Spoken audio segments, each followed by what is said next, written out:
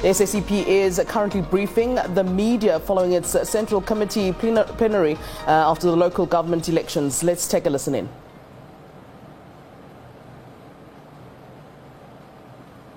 Finance pushes auctioning off the broad spectrum with no mention of a set aside for the state to pioneer national development imperatives, so that government can be able to fulfill its constitutional obligations, including ensuring national security. We call on the Minister of Finance to revise this problematic stance. The key task facing the SACP and the working class from now on is to intensify the struggle on two fronts, as we have said, against neoliberalism and its policy regime, not least its agenda of austerity, as well as state capture networks, which are characterized by rampant corruption. We are saying that the SACP and the working class will continue to expose and tackle deception by neoliberal elements as well. What is of concern to us as well is that those who are pushing for neoliberal methods, they do this on the grounds that they are fighting state capture. We are saying you can't fight state capture with neoliberal methods, because at the end of the day, the net impact of these two types of activities is actually the impoverishment of the working class and enriching the already very wealthy in society. The SACP will also push for the development and expansion of the publicly owned economic sector to take care of the material needs of the people. The working class needs to unite behind the strategic imperative and to defend the publicly owned economic sector against neoliberal and state capture agendas. Joint action by the progressive trade union movement remains essential. As a matter of fact, this Central Committee said the SACP must prioritize supporting joint actions by the trade unions across federations to fight common battles. They can't afford to be divided when the capitalist bosses are united in making profits at all costs. The SACP will strengthen its efforts and engagements with the progressive trade union movement in this regard to make sure that workers pursue their common interests. Convening a joint summit of the progressive trade union movement is an imperative and can contribute positively to taking this proposal of building worker unity forward. In the same manner, the Central Committee tasked the Politburo and the Secretariat of the SACP to initiate a process to convene a conference of left forces. This action is in line with the SACP's resolution to build a popular left front. The Conference of the Left should reflect on the multiple crises facing South Africa, the persistent high rates of growing unemployment, poverty, inequality, and the associated crises of families struggling to make ends meet, as well as this Conference of the Left must focus on what is to be done with regards to the energy crisis and the climate change crisis that is facing us. This, we hope, will serve as a platform to expand consultation on a joint program of action and mobilization.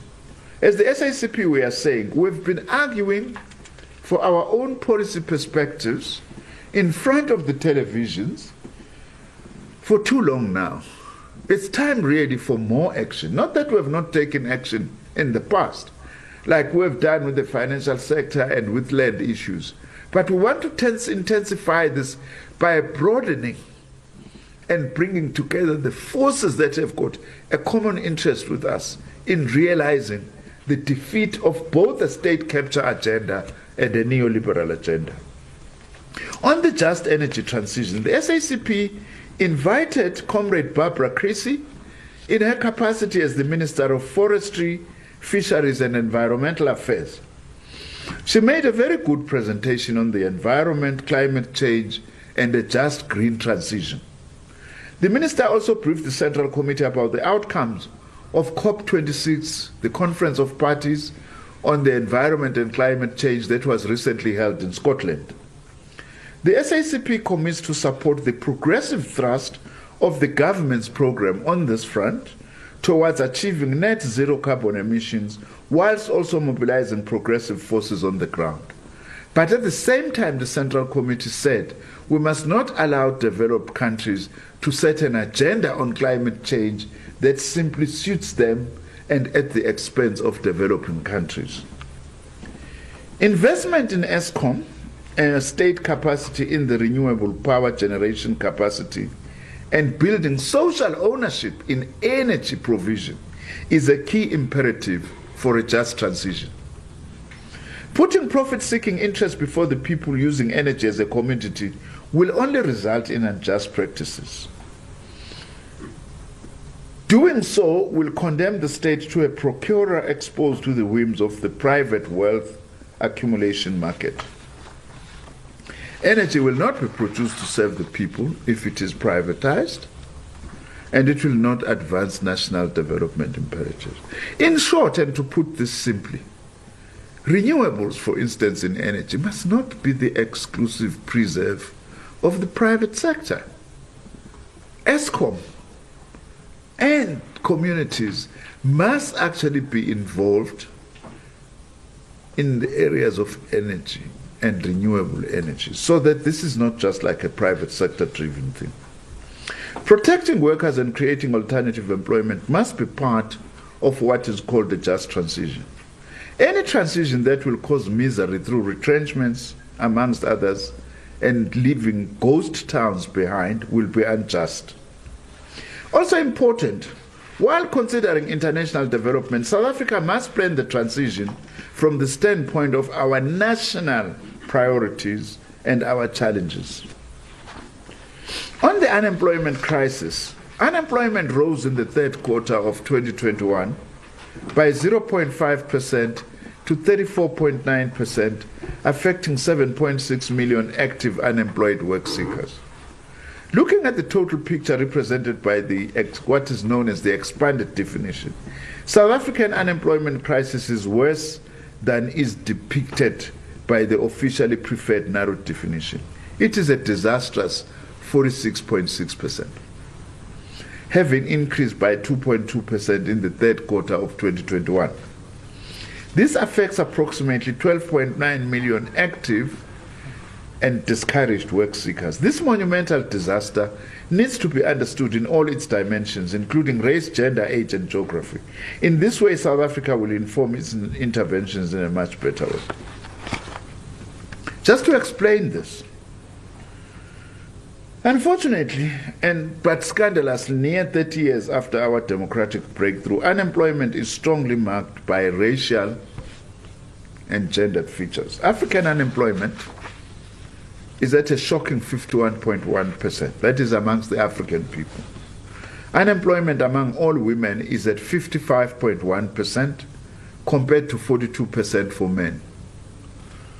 Youth unemployment is a catastrophic 77.4% for those aged between 15 to 24 and 55.3% for those aged 25 to 34 years.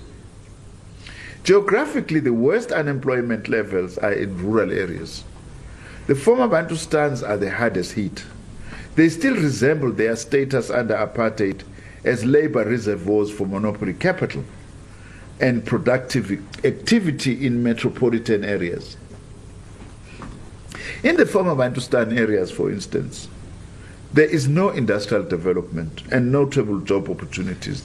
There is little, if any, at all opportunities for sustainable livelihoods in these former Bantustan areas. You can smell poverty in the Bantustan areas, in particular, in the former Bantustan areas. Policies aimed at addressing the unemployment crisis must also be aimed at achieving transformation in terms of race, in terms of gender and youth, and also to prioritize rural development so that we roll back uneven development and unequal distribution of investment and resources. On social policy and public employment programs, governmental timidity, or worse still, short-sighted austerity is simply unacceptable. When government introduced the COVID-19 social relief grant of a meager 350 rands to assist those aged between 18 to 59 who do not receive any social grant. There were over 9.5 million applications. This just shows the level of desperation in our society. Some 6.5 million of these applications were eventually approved. Meager as it is, a certain level of relief nevertheless. But now the medium-term budget policy statement has announced that this extremely small grant will be terminated at the end of March. This will have the effect of leaving the millions of unemployed sinking deeper into deprivation and destitution, with no alternatives amidst the worsening unemployment crisis and the economic impact of the emerging fourth wave of COVID-19. It is imperative that the widest range of working class and popular forces actively mobilize in the coming period for the social relief distress grant to be extended at least beyond March, and that the amount is significantly increased, and that this becomes a first and rapid step towards establishing a universal basic income grant and the establishment of a comprehensive social security system. By the way, there is no contradiction, and also there is no choice between the social relief grant and provision of money for education and skills development in order to empower especially young people to be able to make sustainable livelihoods for themselves. Both things need to be done. And some of the immediate intervention should include scaling up of public employment programs, both to provide relief against unemployment and to expand the provision of skills development. Public employment programs will contribute positively towards establishing the right to work in our country. The SACP is going to be throwing everything into calling for and supporting and actively encouraging government to provide public employment programs, because there are so many things that needs to be done in our communities that require public employment programs, like cleaning of our townships and villages and providing of social and economic structures in our townships and villages. All those are important platforms for public employment programs. On taking forward the fight against COVID-19, we wish to salute, as the SACP, the work of South African scientists through genomic surveillance. This work has helped and even provided leadership to the entire world in identifying new variants of COVID-19. The Central Committee denounced the imperialists and other governments that have shut the borders of their countries against entry by South African and Southern African people. As if, by the way, the Omicron variant of COVID-19 originated in Southern Africa. The fact of the matter is that the spread of this virus right now is global. And in fact, the new variant may have come from anywhere in the world, including from outside the African continent. This assumption that this came from the African continent is wrong. And in any case, you are closing the borders after the fact.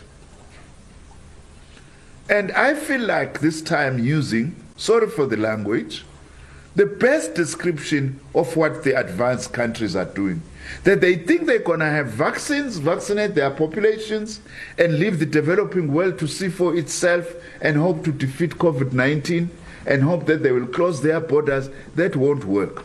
According to a colleague of ours and a comrade of ours from the Communist Party of the United States of America, he said such an approach, it's like all of you, we are in the swimming pool having a nice swim, and then having a corner of the swimming pool being reserved for those who want to pee. That's what is actually happening.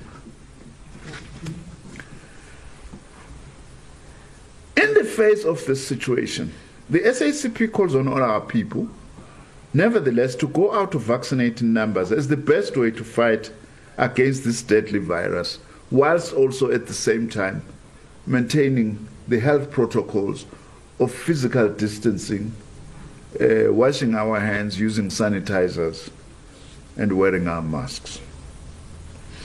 The SACP calls upon government to urgently also resolve the matter of medicines acquired by the South African National Defence Force from Cuba. The South African Health Regulatory Authority, the Central Committee said, must stop making statements on this matter of Cuban medicines to the South African National Defence Force, must stop making statements that are insensitive, that in fact border on recklessness, and make their statements come across as if SAPRA is imposing a second blockade on Cuba after the United States. To actually say we're going to go and impound these medicines and destroy them is offensive to the majority of the people of South Africa. That's not the role of a regulatory agency or any other agency of the state. We have diplomatic relations with the Cubans who sacrificed their lives to make sure that we have a democratic South Africa today. The Central Committee said we must communicate this statement very strongly. It doesn't take kindly to this. On international situation and solidarity, the SACP expressed its concern about situations of instability in the Southern African region. Besides political and economic challenges in Lesotho, Zimbabwe, Swaziland, and Mozambique, the SACP is concerned about what seems to be an impending instability in Botswana. The tensions between the current president, President Masisi, and former president of Botswana, Ian Khama, pose a serious problem of instability in that country if not watched carefully. We are also concerned that the South African Reserve Bank seems to be unfairly implicated in funds allegedly stolen in Botswana. We know that this is not the case and it must be corrected. SADC, we're calling upon it to pay close attention to this developing situation in Botswana so that it does not lead to instability. Our region cannot afford any more instability, and least South Africa, by the way, because every area of instability in the SADC region has got huge implications for South Africa in particular. We are calling for the intervention also, led by SADC, to be intensified in Swaziland, especially the establishment of inclusive dialogue processes amongst all political formations. This, we say, must be expedited so that a negotiated transition to democracy is realized in Swaziland. The SACP also denounces the call made by imperialist countries to boycott the Beijing Winter Olympics in China, ostensibly as part of the new Cold War waged by the United States on China. This is all because of China's impressive economic growth and development that is advancing to surpass the United States economy. The SACP wishes to pledge its solidarity with the people of Sudan in their struggle for democracy, the people of Western Sahara in their struggle against occupation by Morocco, and the people of Palestine against occupation by the apartheid Israeli regime. We also reiterate our solidarity with Cuba and saying that Cuba has a right to pursue its own economic program. Also our solidarity to the Venezuelan people, the Bolivian people, and Nicaragua against US-led imperialist aggression. We welcome the re-emerging consolidation of and advances by left and progressive forces in Latin America, including in countries like Peru, Honduras, and Chile. This underlines our point that neoliberalism is not the solution, but the cause of the problems and challenges faced by the workers and poor in the world. Increasingly, the people of Latin America are rejecting these neoliberal programs. Thank you very much. Thank you, GS. Let me invite questions from our media colleagues. Thank you, Dr. And You will be number 2. I saw the 5. Is there any other questions? Oh, slow. Let's take your salute first there, and Thank you. Mr. Nzimande and the rest of the SACP officials, essentially, when you look and you speak about what you term the unholy alliances in the minority governments within the metros, still today no governments have been formed in these metros. There are no MMCs. What needs to be done in order for these metros to have effective governments being constituted by the coalitions that have been formed that will service the people? Secondly, your statement speaks of the IFP.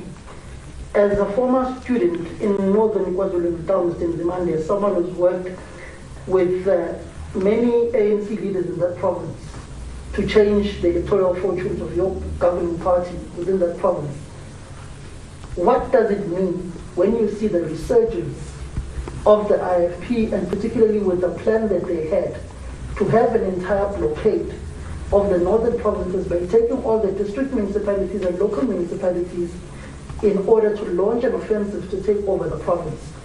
As someone who's worked in ANC structures in that province, what does the recent local government results mean for the future of that province of KwaZulu-Natal? And then lastly, you speak about disunity and lack of cohesion within the governing party. This has been pretty much in your statements for the past 6 or 7 years. Is the ANC just simply irreparable and can't have any cohesion and must just simply implode? Thank you. Thank you, TS. Should I go ahead? Yeah. Yeah, Samgate, we knew that you always fire salvos, you know. But that's your job. We respect that. Precisely, the point we are raising about the failure of these minority governments in the metros to form a government underlines the point we are saying. It's a sign already that there's going to be huge instability, because it's minority governments that are not forged on principles. They are based on an anti-ANC platform, instead of being based on uniting for provision of services and changing the circumstances of the workers and the poor of our country. It also shows the extent to which, of course, there's been fragmentation in the voting of the people, and we have explained partly the non-voting as well, non-voting bloc, that has led us to this unfortunate situation. On our side, we are saying, where we are the opposition, the ANC and its alliance partners, we must watch the situations there very closely, and we must have mass-based opposition, not for the sake of oppositionism, but to point out what is it that needs to be done correctly. That is going to be our responsibility. If you ask me what is to be done, that's going to be our responsibility. But we are in for a rocky period. There is no doubt about that, because there is no principle. We've never had a party saying, our whole aim of participating in the election was to dislodge the ANC. What kind of a program is that? A negative program. So the result is what we are seeing now. Unfortunately, such instability means worse for the ordinary people of our country who desperately need services. My comrades will add on this. On the resurgence of the IFP, it's a sad development. Because, by the way, the ANC had made, and its allies, huge advances in KZN. 2019 and even in 2016, by the way. As the only party, really, that is capable, the African National Congress, of pursuing a progressive agenda. But again, largely, if we are to be honest, we need to be self-critical. The ANC needs to be self-critical in KZN, together and its allies, as to the reasons why we've actually lost so much ground. And it's a reflection of the problems that we've actually said. Factionalism, deep internal divisions, marginalization of the alliance, and we've always, you are right, been warning as the SACP, that those of our comrades in the ANC who think that the ANC can make advances by alienating its allies, the SACP and COSATU, are wrong. They must disabuse themselves of that. Partly of what we are seeing is precisely this. But also we are saying is that there is an economic interest that has been growing inside the structures of the ANC as well. What we call a bureaucratic and parasitic petty bourgeoisie, which is capturing municipal budgets for purposes of personal accumulation. We must face that. KZN also partly is a result of that, because with that happening, there's been very poor provision of services. We must take to heart the message that is from our people. And we know these problems. The ANC itself has said it, by the way, which is good in its own assessment, you know. Let me just tell you one example. For me, Samgele, when I was campaigning, I'm sorry if I'm taking long. It was in my hometown, in an area which is predominantly working class Indian community. They point a building, you know, which is like the size of 2 RDP houses. They say, this is the 3rd municipal campaign now. We are coming, over the past 10 years, we are coming to us to say we must vote for you.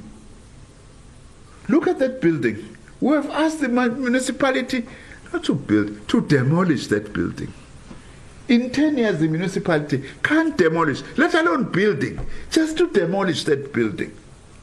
Now, those are some of the things that must be, there's nothing as easy as demolish to build this. Now, those are some of the things we must accept as a movement. And that moving forward, we must not allow those things to happen. Those are some of the things that have cost us in KZN. Otherwise, how do you explain the advances we make before? And also, there's been a certain level of arrogance on our side in the movement, and a distance that has begun to develop between ourselves and the people. That's what renewal must address. That's why we're saying we are supporting this effort of the ANC on renewal, which links to your last question. Is the ANC irreparable? We don't believe that the ANC is irreparable. But there is a huge challenge. A huge challenge. That's what we're discussing in leading this renewal. That is why also we are saying this renewal must not just be moralistic. It must be very concrete. How do we defeat factions?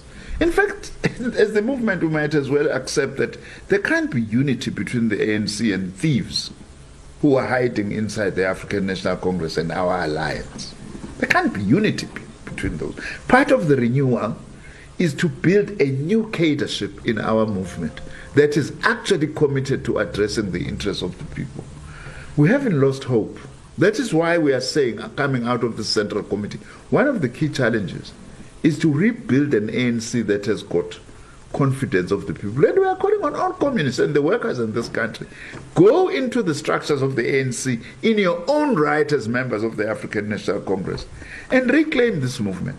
You know, let me just give you another example, Samgele, why we believe not only is that the ANC is not repairable, but why we need the ANC. This country needs an ANC, a broad movement capable of uniting the widest range of forces behind building a non-racial, non-sexist, prosperous South Africa. All these other political parties, none of them are committed to that agenda. If you look at the DA, for example, the DA is fighting and uniting minority interests in the white, Indian, and colored communities out of fear of the African majority. They don't have a vision of building a non-racial and a better South Africa. And you need an ANC. Of course, you need a different ANC than where it is now in many of its structures. I don't know if my comrade would like to add on this. That's enough. Let me take the follow-up question. Yes, something. Mr. Zivande, in fact, you are from Harrisburg, in plain Zulu, but to go further. Ilawuthenga khona somewhere. To go further, your statement speaks about the vaccines which were purchased in Cuba by the former Minister of Defense, now the Speaker of Parliament, Antiviral medication. and how you speak of SAPRA imposing its views and a second blockade on Cuba. But you can sit there, Mr. Nzimande, and read that statement all you want. But you sit in cabinet. Your own president of the country and of the governing party has said nothing about vaccines from Cuba. In fact, he's gone even further with his administration. No vaccine from any of the BRICS countries is currently being rolled out in this country. We are seeing Western vaccines, Pfizer and Johnson & Johnson. Your own administration has had no confidence in the Cuban vaccines. So why defend a vaccine where you can't even persuade government to go and procure it? Thank you. Yes, GS, can I ask Comrade Mabila to take this question? Yes. And I will rest Yes. for a moment. now Alex is deploying. No, Samket, you are very hot today.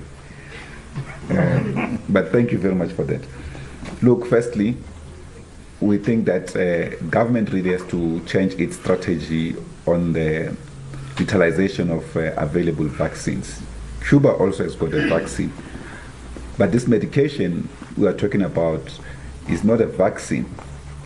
It was an available antiviral medication before COVID-19 vaccine was developed in the world. And it has been used extensively in the world in places like Italy, Spain, Germany, China, Mexico, and other places. Which, of course, it was important that our defense was able to procure the medication in order to protect its soldiers, who were also being deployed in the front line in the fight against COVID-19, particularly to enforce the lockdown measures. Therefore, then you have got a problem regarding how SAPRA managed that.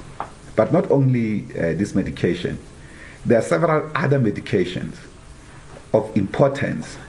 For instance, Cuba has even won international awards on this medication, even from World Health Organization, medication that cures sugar diabetes. We've got a serious crisis of sugar diabetes in this country. We amputate people. They've got medication that can stop amputation of people. We've provided the health department in the past, even with figures of amputations in our hospitals, that can be stopped almost as soon as it's possible. They just don't care because it's medication from Cuba at the expense of our people. Because SAPRA and other such institutions, while they're playing an independent role in our country, unfortunately, from outside you can see that they actually carry out the mandate of Big Pharma, of Western countries. The first vaccine on COVID-19 to be produced was Sputnik 5 from Russia. It has not been allowed for use in this country. You know what's the reason? In the main, which is a lie, they say it has got this enzyme called AFD5, which is apparently immunosuppressant. And because South Africans, there's too much prevalence of HIV and AIDS, therefore it cannot be used in this country, as if the majority of South Africans are HIV positive. This is completely nonsensical and unacceptable, particularly from a perspective of science. Then the Russians from the Gamaleya Institute, a very reputable institute that over the years have even developed the first vaccines against Ebola, for instance. They then developed Sputnik Light, which doesn't have that so-called immunosuppressant. They still can't qualify it. It was the first. In fact, they use Western medication, these vaccines, in this country on clinical trials, when actually Sputnik, having passed or peer-reviewed by Lancet, had already passed all scientific measurements or scientific requirements as a vaccine. They never utilized it. So it's quite clear SAPRA has become a problem, and we'll have to take a fight against these problematic tendencies. Because as you are correctly saying, not only from BRICS countries, of course, yes, China's got multiple vaccines. Some of them, they are even available for us to use for free. Before we had enough of so-called vaccines from these Western countries, which vaccines are now going to be imposed on our people. Our people must have the right to choose even what kind of vaccines they want to use. For instance, although I am vaccinated with this Western medication, I had wanted to use the Sputnik, for instance, or even Soberona from Cuba, but the Sputnik was made first. They didn't allow it to be used here. China vaccine, Sinopharm, Sinovac, and so forth, they've got multiple vaccines, but they've closed the borders for these vaccines in this country. And I think ultimately we may have to require a forensic investigation on how they've allocated these vaccines as compared to how they've rejected other vaccines, particularly from non-Western countries or non-capitalist countries, for instance. That's the main thing. But of course, government will have to respond effectively to this, and not only think that it is this institution, because sometimes we give too much faith in this institution in the name of pursuing our democracy, and we think that they will do good. And then these institutions are captured by Western interests, not by the interests of the South African people. That's the thing that we'll have to resolve. So it has nothing to do per se, for instance, with individually the presence of Comrade Nzimande in government. But we have called for government overall to create and build capacity to develop our own vaccines as a country. But the moment vaccines that are here, they should not be discriminated on the basis of where they come from. Science is science. It's the same thing like we are discriminated. All right, that is the SACP's Central Committee plenary outcomes. We apologize. We seem to have lost the visuals there, but certainly the sound coming out still. We're talking about quite a few issues here. The SACP raising at this particular point the issue of vaccines coming to the fore, and we'll certainly catch up with our senior reporter, Samkele Maseko, who, as you saw, is in that audience at this time, taking a listen to what's being discussed by the SACP. We'll certainly be talking about the outcomes of the plenary committee meeting, as well as the issue of factionalism, which was spoken about by the SACP Secretary General Blade Nzimande, saying that that is one of the main reasons or the contributing factor to the ANC doing not as well as they would have hoped during the local government election results. And the SACP also lambasting the closing of borders by advanced nations. So a number of issues we then have to discuss with our senior reporter as soon as we're able to get him out of that meeting and have a chat with him. Let's get